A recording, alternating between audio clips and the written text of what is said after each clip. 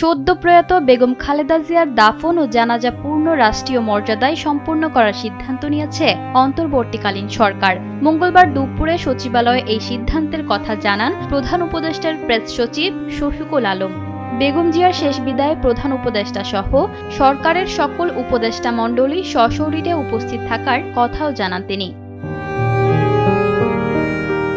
মরহুমার শেষ বিদায়ে জানাজা ও দাফন ঘিরে রাজধানী জুড়ে সর্বোচ্চ নিরাপত্তা নিশ্চিত করতে সরকার ব্যাপক প্রস্তুতি গ্রহণ করেছে। এভারকেয়ার হাসপাতাল থেকে শুরু করে সংসদ ভবন এবং দাফনের স্থান পর্যন্ত পুরো প্রক্রিয়ায় 10,000-এর বেশি আইনশৃঙ্খলা রক্ষাকারী বাহিনী সদস্য মোতায়েন থাকবে। সাধারণ মানুষের ঢল সামলাতে এবং সার্বিক শৃঙ্খলা বজায় রাখতে পুলিশের পাশাপাশি কিছু গুরুত্বপূর্ণ পয়েন্টে সেনাবাহিনীর সদস্যরাও নিরাপত্তার দায়িত্বে থাকবেন।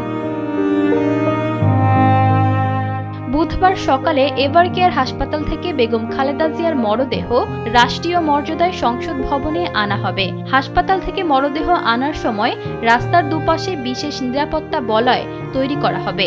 সংসদ ভবনে জানাজা শেষে রাষ্ট্রীয় প্রটোকল মেনে তাকে সমাহিত করা হবে। দেশের একজন সাবেক প্রধানমন্ত্রী হিসেবে তাকে যথাযথ সম্মান প্রদর্শনে কোনো ত্রুটি রাখছে না রাষ্ট্র। ইশিতা আক্তার, সময়ের আলো।